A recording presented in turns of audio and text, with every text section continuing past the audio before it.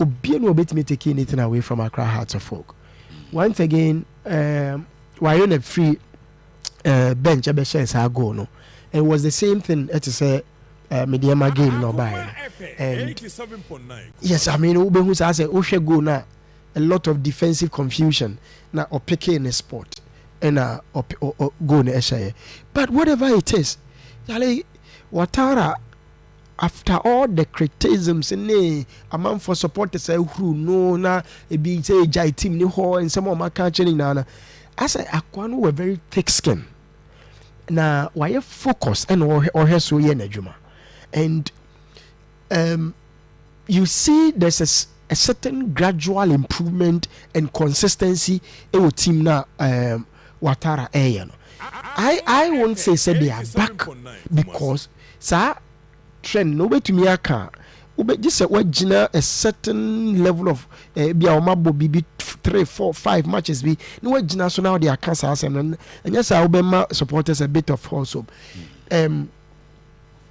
say local Premier League yeah boy. Oh, so the reason why I had we need 2 games it immediately shoot and say yeah not the gap and answer differences are and also in this ultimate just 2 consistent wins it's everything for you, and that's exactly what said they had to folk now if you look at the standings as we talk now Hearts are back at that 4th position, 3 wins in the last 5 games.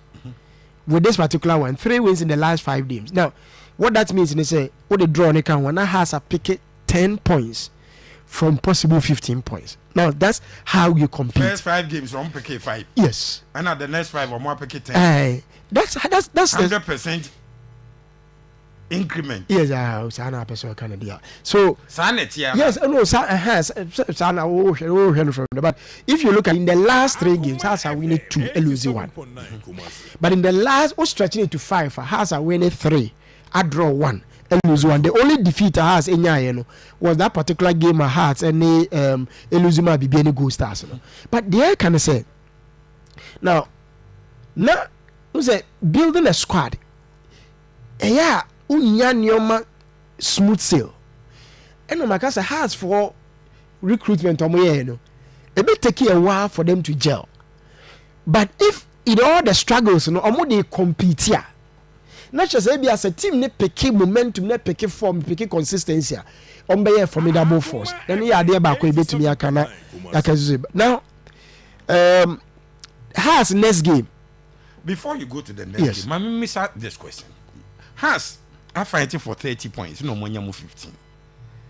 And you better say your boy has about to say because I was stretching it back to the previous 5 games. Has looking okay. And yeah, be extraordinary. But ocean from the perspective of the last 5 matches I had your league na ebono. The entire nice and your mom the money so nis and mum be because in Kawunya 15 out of 20 and Kawunya who you and also share about the general league na ebono. General league now has when we need to and because has we need to get the better 4th position. But that's the league na ebono. There's teams in struggle. No, boss because be a struggle. Won't be more because about one team. That's why you know. Why you consistent this particular season? I won't be. Kotoko started war, but good. Then they dropped. And a Mediama been a good moments. Then Mediama dropped. So I mean, no, because Mediama say lose it to Dreams. Dreams. Yes. So first win of yes. So there's a bit of the entire Aquacoba and say teams in Mina was struggling to what in your struggle, no. Who maintain BB as a kakra na say what pick one you are that's our league into the league until you bet yet me boben say be one the difference between the other 14 position and the other top 4 ni no e be one na 6 points with just 2 games ultimate kwakwa so that the way I boy a league and ma e looky say teams ni nyina struggle nti struggling hard to fall stretching it to the 10 games now you will realize that they have struggled. 15 points from possible 30 points. 50%. 50%. But out of the 50 school exam yeah, but so open so here then this Then just take a look at this. Now, Bibiani at that first. Bibiani are picking 19 points out of possible 27 points. 19, no picking 19 out of possible 27 points. What that means, we're losing 8 points. 19 out of we're losing 8 points. Yeah. Now, if you bought 9 games, now losing 8 points, it's not good enough. What that means is, averagely, it's like playing 9 games and losing about 3 games. That's what losing 2. So there's a bit of the real league, the league now, yes, and all the teams now struggle. So what makes me maintain a certain level of a small level of consistency, you are good to go. So kudos to Accra Hearts of Oak. Now, but another thing, still goal scoring is a challenge. I want to be managing 1 goal. Now was a goal, he na was a goal ni free, but now was a goal ni free. Mauli wa yo neighbor. Minim what has happened to Hamza Isa. Minim dia to Boatin. Goal scoring name, and then yana winning games ne eye day man. So why in your player or yeah or some consistency in goal scoring per over struggle. And that is exactly what Yehu Accra Hearts of Oak. But whatever it takes. So we share game omo ebo here against vision na vision echo game we na ye omai noise kakra na vision as they were charged going to the game because no mark out from say a big game how we I mean coach ni interview a game how we I sell and all that into vision and coach that game you like an ordinary game. And that's the man Hearts of Oak Kotoko games, so what who players anye Bibi kakra above the ordinary obey all draw now lose points and they say teams need to face you with a certain level of motivation. And your players must play above themselves to be able to win games. But kudos to Atara. So 3 points here, 6 points here, what me from Midiama. The last 6 no. In there, share the profile of teams. Midiama is a contender for the league. Yes. Has a channel. Vision is a mid-table team. Has a channel. Are they back? So may share trend be but some trend after 4 games in a bit me so near the akasa. If you good enough so obe compete with A-rated teams according to your standard. Now we are good enough so make me also compete with B-rated teams according to your standard. Now it means I compete with C-rated teams who team near back. But say football said we understanding of football low level recruitment, building a team, young players. Sanya mami and say a kamboma consistency holding. For now, Hasa winning 2 games. Let's give it to them. My idea. But that is a rough mess about so. Asante, but before that, Pepe, and going into the game, Hatchford game will be edgy to Musa Ed, except Hatchford supporter Okoka, Rasamo was saying, more against for. But has a winning. Okoshe Mediama, watching Vision Arsenal. Now they are in the top 4. Are they back? Is that question? I mean, back to where? Back to the top 4. Back to 4. They are back to top 4. Back on form. No, you can't be back on form with two wins. Oh, there is a club that has been struggling. So we can do an analysis. Say maybe Niska na 20 series shembutuma. Menyeska pa, but 20 series who Niska. Enti chile yanko. Eti oya analysis na say boase. There be a question, are they back? One way I say no. Now supporters that you say, and a lot of them, we won't pay them. We 2 matches. Say if they are back to the standard of Asofo, this is not our standard. 87.9. If they are back, say, or Brennan when you 2 wins, be home back, they are back. If they are back, say Ghana Premier League, not for their house, Babeji. Now, the 2 games, I say, I know or man, Obiaka, so women my hopes here, Quajinti, a difficult question to answer. So let's try and break it down. Okay. Asofo. More demo my bond the last 2 games, idea. I see a bomb abaso. Now, if you want to appreciate baby, I'm free, but I got 15 points and go for some pump coach, Obi 15 points, yes, say on your back. How can you say that? Meaning, so what Tamas, what team, no Tamas, Kotoko coach, 15. They are sure say because I can be coach on Yadi and Pamon. Afen will be coach about 15, yes, say. Yeah, but if I no crab a game more than the whole 15, that done. Yes. A difficult answer. It depended by Bukra Ujinane said the opposite. But as an analyst, you go into it and do the analysis. Over the last 2 games, Phobia, I fantastic in the last 2 games. Yes, Ralph just told you that the goal scoring into overall number of games I have on a draw to change goals to do a house. It is not something a big club or the Babona Basso. Over the first 5 games that Ralph Ekache. Now they compare the next 5 games. In the next 5 games, possible 15 points has added 10. And what to 5 ago? A huge, a massive improvement over or 10 good, you're not picking 5 in the first 5 games. It's 15 points from possible 30. Has dear. They need to be consistent. And I say, okay, I'm catch on. They would have to be consistent. So the next, me say, Cecilia has last 2 games in 9 wins. If the next 3 games has any 2 wins and a draw count, now 5 games has a picking 4 wins, one. When you are saying that they are back, you can say that with all the confidence. And I can tell you, sir, has HB 5 games unbeaten, 4 wins and a draw. The league in the church has maybe the league leaders. Because just a few weeks ago, now has at the 13th. And Okonya win on Mediama and Oba mid table, no win at number top home. If they're able to get the next 2 games, 2 wins, no about draw back, has bet maybe first or second on the league log. Yeah. And that is how you want to analyze Hartlepool and Modemon. But for now, you have to give it up to them. They did a fantastic job. One more any team or you're very difficult. And a boy in the first half, Obi Oshe gave me was not a vision for no. They play with a lot of young guys, a lot of energy. So in terms of pressing has very high up the pitch. We need ball now. They run with the ball. But Hartlepool age them. Coach Watara so substitutions by Mona Baso.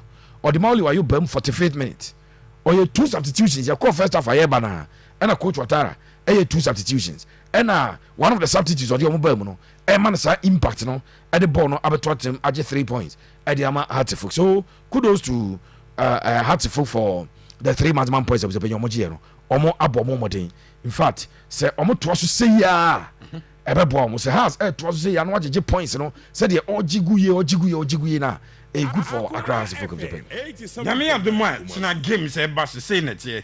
Nations FC Ebon Shotterman. Bechem United any Asante Kotoko. Basike Holy Stars any Accra Lions and Ebo. Young Apostles omo ball Gold Stars. Hearts of Lions and so any Bechem Chelsea. Adriana Stars Ebebo Kerala United na afi FC Samatex almost so any Legon Cities Eddie Abweni Pepe yesha semfri Bechem United Ebo Asante Kotoko have been struggling where your game obetime gina so aka se Kotoko aye bibie bia se de Ancelotti koka se wo hu solution yi nano utie Prosper on the also you worried bibie si washa Kotoko betime aje bibi a bounce back ana seneko obza penyi me dase Ancelotti de no nya se Joni bia na be ka share na no no na be ka se wo hu ne solution inti Prosper emekan what he has said ne say opposite team ne bounce back opeso mo ball di ye timi enva me share no say Kotoko no enya solution no na unza yi Ancelotti kan nze John for the doubt no so you be share park na so wona asem no but yem for breaking news we inform say Inaki Williams enya likely say Blasters call up no obe ana Athletic Club de Bilbao release Leicester omo ade bomb next La Liga game na Inaki Williams enka ho nyame ad match na game omo bo no omo say wanya overload on a hamstring. It's a medical precaution. It's Athletic Club de Bilbao announce it. Sabran Kennedy the Inaki Williams no and you likely so ba omonka so ma but it's an so squad of the watching a game no on count no ebe extremely difficult Sabran no ebe ba abi hurum for the Black Stars normally yana e say dia na manya gidi say o me say omo ankasa game no sa de yana manya gidi nanka obo mu die no yi na say omo be start cancer pesa yana ndi ya mini gidi but this one is going to miss their own game and I'm telling you say the influence of Iñaki on their team so a fitter there's no way a coach you know ebe decide say say on my Black Stars game in T ordinate ranche derby. I want to believe what they have published. Now observing Yanko Asante Kotoko a game no so. A difficult game and a dark Kotoko anymore. In fact, extremely difficult. Wow. Say your word be a mood to change difficult and can be used. If there is a word that is heavier than say will be used the word difficult and come running aqua use our word because tough ain't even matching a gaga. That's a tough, difficult. Baby back when I'm person Sunday you crack count a game yeah. Wow. A game at the Kotoko.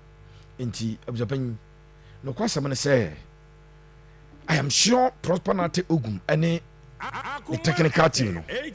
O matrasia on the game we add pa. What can you say? I'm saying I'm not supporters ni bi and was a papa. Ya na bebre no dodo na no. Oh, we mu de sa no mo mpaya sem e bia but the fact of the matter is that this is an extremely difficult game for Asante Kotoko. And how Kotoko be approach game we know. Esan so kwa no at this point in time when we a coach now because of your last 3 games results na ban. You are not in that relaxed mood to take decisions oh. Pressure and also. And based on pressure now at that coach this in terms of any Obebrepa where Justice Blade the last time I got to go here and Justice Blade omukolusu ole gono and obeka so me here support no pa de omu here and support no kakraba oboase amfa and omulusu here. Now let's look at the Ghana Premier League table.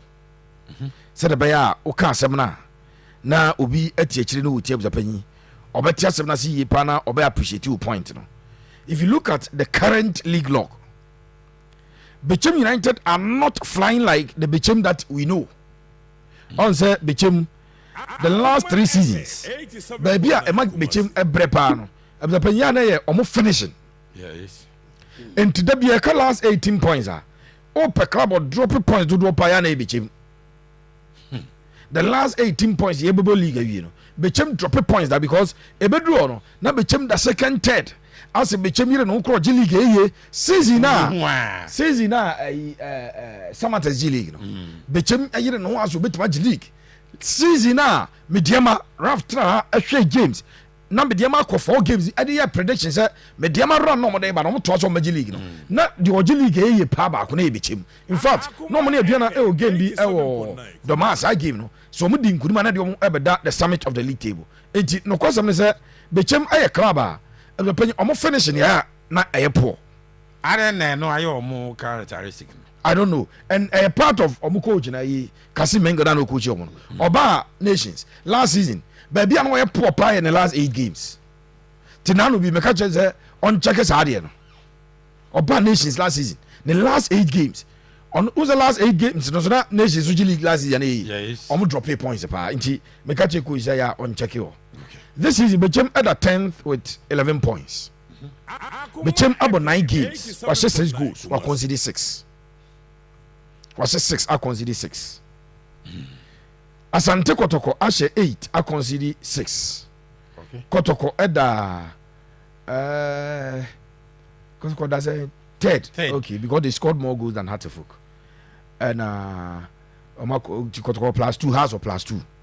But Kotoko Ashe more goals. When goal difference nearby, you go and check number of goals scored. So Kotoko with 8 goals and I consider 6 and a half. And so Ashe 7, I consider 5. It's Asante Kotoko. And out of 9 games, Omabono, almost 8, I consider 6, or more 15. Bechem Ashe 6, I consider 6 or 11. Okay. Now, where a gamer, a win for Bechem United at your number 14 points are a bet to me at your maba. Somewhere sees on the league log. Assume is someone more money and pick points and call money ma. Bechem bet me about around 6th position. Asante Kotoko with a win. A bet me I call 18 points. I call 2nd on the league log. Assume is a mom at the money which is Nations. And to me I'm far maximum points are which I doubt Nations every within the game now. On also ebe bo e ofie nti Nations ebe call 19 points akoto the any goals as all kwa we Asante Kotoko a win for them will take them to 18 points. Yes sir. the ma game wey ɛyɛ den prior the injury situation at Asante Kotoko, especially their striker. Ɛma game ɛyɛ den pa, yes. Abetamo injury ma game ɛyɛ den pa. I've just confirmed to you say Isaac Minta Kotoko ebe sign. Yeah. Based on ne 2 weeks training now wababe no. Omo ye convinced omo sign. Then Kwampoku Jena Makajo was a Monday. Menya full idea because Coach Prosper Nate Ogun almost convinced, but almost shed Nyoma Mini said Yambia Monday, Tuesday, Wednesday there. Now Kotoko take your decision every week. Yes, sir. Asante Kotoko ebe line up saying and the day game with him. Last weekend coach changes our goalkeeping department. Yeah. I'm thinking he will still keep Kamara in the post. After that mistake. Sabon Kamara mo mistake. I disagree. Baby or kicking ball no fire. No, because he didn't have a clear view to kick the ball. Back pass nenye. And a striker run here. Sorry, Abon, it wasn't a pass. A back pass from Samban Dongani. So somebody say or touch ball no. No one ran it for say a pass and go pin ball. A pass no one into the touch was minimal. And so when the goalkeeper ran it out, na defender no striker na be di o defender anim. Na say ka samba tia kwa no to form. Na ye jefa uti Kotoko. Sa di uhia defenders with tough mentality no yes ade no. But after na distance between goalkeeper and the player no, he just kick the ball, which is normal because no kwasa kick no timbo player na kwase. Me kai Real Madrid and Liverpool or Anfield. Back pass to Alisson Becker. And Vini Erane or kicking ball the ball Vini na ball na go to net. It was a mistake from Samba mum. So Samba could have that's what pin ball no control. Oh, pin keeper na punch mrem. And answer some players at the ball be 10. But baby oyama ball no 50-50. Ana striker no erane a goalkeeper so atra the box no or chine nyeye. Eso kicking ball no. And o kicking ball na koto abrante no mfifiwa or ball no ebe share. Again because coach no benchy around a benchy goalkeeper Fred Asare no. Yeah. I'm thinking say just one game will not be enough for Kotoko second goalkeeper. And again, so 2 goalkeepers you may sure say ya na mistake in so be there. And so we will be any dana in a season as a keep you be active. Etie be a coach na ebe rotate. Now Fred Kranz and Black Stars there. Then maybe he will give him Kamara the opportunity. So Kamara in post, right back na be penny ebe Kodia Malodamoa, left back Patrick Esiedu, central defense Ablo Ababak. Okay. Samba or Justice Blay or Henry Ansu or Ansu Kradi on testy action this season. I was selecting 2 out of the 3 top na bed in kakra amame but coach in the audio training Samba performance last week you know as a coach Abono okay Justice Blay 2 weeks ago and as a Wednesday be University of Ghana Stadium or na a nightmare a block or out because of accumulated yellow cards. I'll still stick with Ablo and Samba. I was giving Justice Blay aqua bench.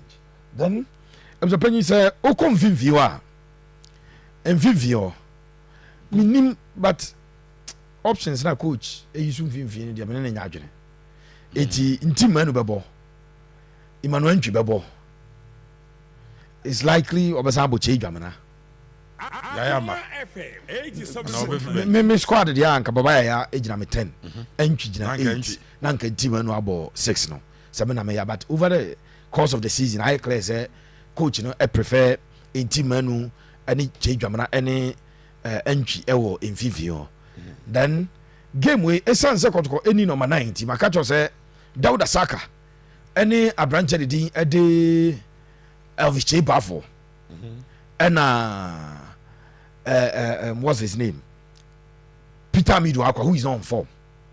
Heading Amidu Akwa is not on form. Eti coach no ebe ko 4-3-3. 4-3-3. 3 midfielders no. Change Jamana Intimanu Emmanuel Ntwi. 3 attackers. On the left Dauda Saka. On the right Peter Amidu Akwa. Ena Mvimvio obebo abrante de ede Avicheba for Awuchi. Amana gina Mvimvio no a strike. What I think the coach will do. Okay. But what I would have preferred, say, game we Sanka Baba Yaya about 10. Entry emo 8. For Kotoko to get more options up front. Said about number 9 in your ometimi ashe go nibino.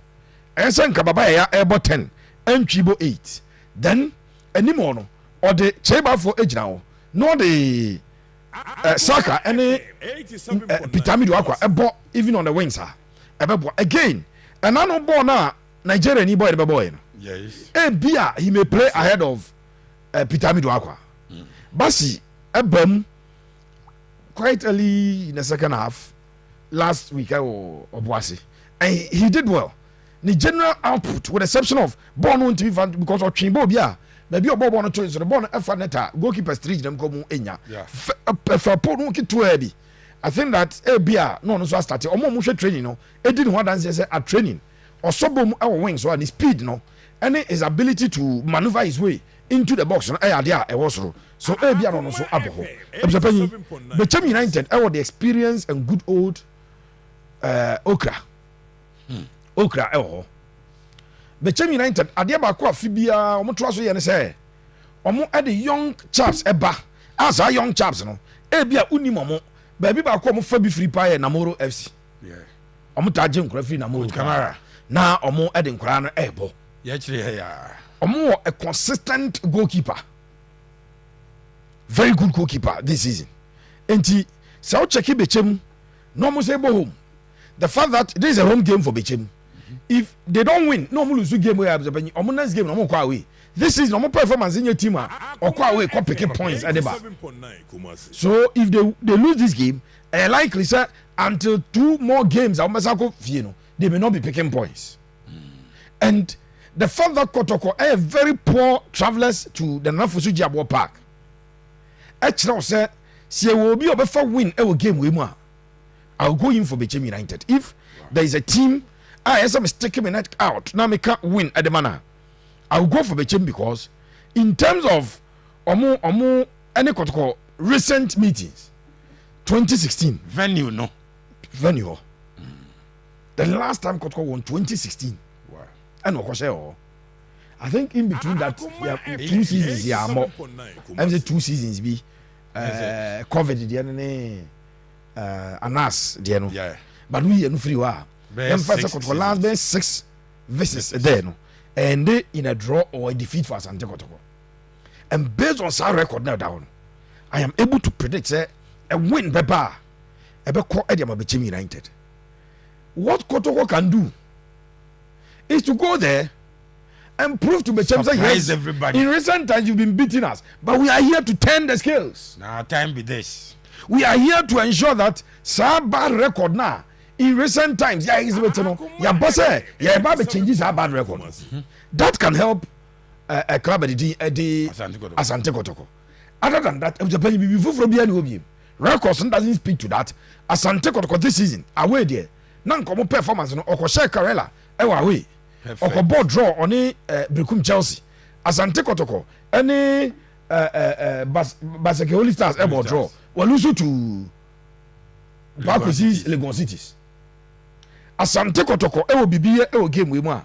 A statement Omokwakoye at the say we are here, we have a bad record on this particular pitch, but we are here to come and win, to change that. And no pay a bit to me as a Kotoko. Kudim. On paper, Bechem the favorites to win. Asante Kotoko coach and Kaza or worried no. One of the reasons Itiano workers were worried no. So I gave you an understanding because when you lose your top striker and you are going to a venue and yam famawa, but this season, you say season as Obekaya, now Kotoko Ako Karela, a venue that was not good for them, Omko win. Now Kotoko Ako Bechem, a venue not any good for them, Omko point if you buy. Into the same place, any manager Cronano, and a yes, I can't doubt them too much, but I can't also expect too much from them based on our current performance. If they do it, we'll analyze it and praise them. But for now, I'll stick my neck out to Bechem. I had overwhelming favorites. I was I game observer. Pepe Suarez. Saraf, Asante Kotoko nye den, baby omujina no enye. Omunya den no motimi, hatchefo katimi ajebibi. Seseye, omo Pepe me ba be bisa o. Se pressure bi aba Asante Kotoko so. Baby hatchefo abeda. Omuno mu 15 ana e charge Kotoko boys ni mum motivate so omun ko monim Kotoko nya den Seraf Ogum should be flexible and change things a bit. How? Unim, say when you keep doing idea back, you keep doing it, and it doesn't. And far there must be. This is what try a 3-back system or try a 4-back system. He must be willing to change certain things when he game, because the team menu change Jamina Amidu Aqua, it's not working. It's Adbaina won't try something different when it is in your last 5 matches. Kumasi Asante Kotoko has been struggling. Change it. You need to try something new. It's a game. If you want to be realistic, you would say it's very difficult for Kotoko to pick 3 maximum points from there, especially when the washer 5 out of the 8 goals injured. You know, Ubisa was saying why ne beshe go no. In team menu nshego. Amidu Akwa nshego. Che Jamna nshego. It's very difficult for them, and you know where the goals will be coming from. But difficult times brings the best out of coaches. It do whether a coach any Ancelotti say I know the solution, and Pano running into a game against Osasuna. He knew the solution to the problem. You perceive Prosper says onim the solution to game Kotoko run of poor results now Omanyano. If it ends up say Kumasi Asante Kotoko Sayako into this particular game, as far as the same poor runner Omanya in recent times, I'll be very, very disappointed. Now, against Holy Stars, we'll share how things went. Against Lagos City, we'll share how things went. There has been a certain trend. In the game against represent Osha Bibi Kakra when it comes to the consistency of squad that we used to. Game against Holy Stars, no. Obo Ablo Amwa Obo Entry Obo Siedu Obo Blay Obo Cheba for Obo Che Jamna no Obo Tinedu. Now say what say Obo Samba it was our game no. Oko game against Lagos City no so. And also share and also line up. This is how I also echo here. Obo Asare, Obo Ablo, Obo Amidu, Obo Amwa, Obo Entry, Obo Blay, Obo Saka Dauda, Obo Samba, Obo Che Bafo, Obo Team, and Obo Tinedu. Now share the game of Kumasi Asante Kotoko Lions, Oluzima Lions now. And also line up for the boy, you know. Obo and also Obo Kamara. Amwa obo the 2 Amwas obo Entry obo Siedu obo Blay obo Dauda obo Samba obo Chebafo obo Chejam na obo Ntim nti ye ka se sisamu kakra because you have se baba ya fit or starting ye and I will bring a series of some poor run and I will obtain a drop. Now you have tried these ones, it's not working. The go scoring here poor and a creativity. Oh, Kumasi Asante Kotoko team so enso article. And a passion ya di ready nyankopo. Omo game on born first omo ne carry a game am hwe no. Say ya na Kotoko ball season ni na awie ya. Ka Kotoko yeah, that was why we saw about 2-3 games mean yeah convince say ya no mo be kona it will be difficult because in that game na ka obi born the first game of the season. Ube expect us on show as will be a wire rustic cry because a first game. But Kotoko right from the first game, no more hitting. As to whether Omu Piki and Kotoko has started declining, that's also another a BB for Friday to me, Ashe. But I expect that I hope from now the ball set earlier games, you know. The starting season. I hope from the boy, the passion and the enthusiasm and form show was that particular, you know. I expect, yes, a smart Niniho. the other one you no bone nyebimo. That's the only thing that has changed about Kumasi Asante. And they said they are regular left back, no Sudanese guy in the Holmo. Apart from that, I most of the players and I available to you. Babaya is there. This Basi guy has not been that bad. Kote is still there. Tenedu is there. I expect that on modify the big Accra. Now on Sesanyem, whether Enchino Beba back to a number 8 row, Babaya goes to a number 10 row. Okay, then you deploy Chamber 4 into the typical, the number 9 row, or but without a typical recognized striker, because yes, for now your leading top striker and you're available, but something ought to change. There may be some kind of Kotoko rag game with the same attitude and approach. It's a Lions game, no. Approach any attitude or what call Lagos City's game, no. As a game, we lose here. Especially the Lions game, as a BBIC, as everything is normal. That was not the attitude of Modesta. Until Prosper interview, I say he's wondering how almost 30 season, how is going now. No, because say 2 different teams and I analyze what, but they're the same team. So then commitment, again, passion and zeal, form, what really has gone wrong for Kumasi Asante Kotoko?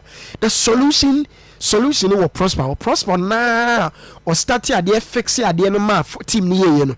And now why so bad? No make us say, oh, you're too comfortable. He was no defeat, be a drop, no prosper. Giant explanation and they find it, they fix the problem, no. Yeah.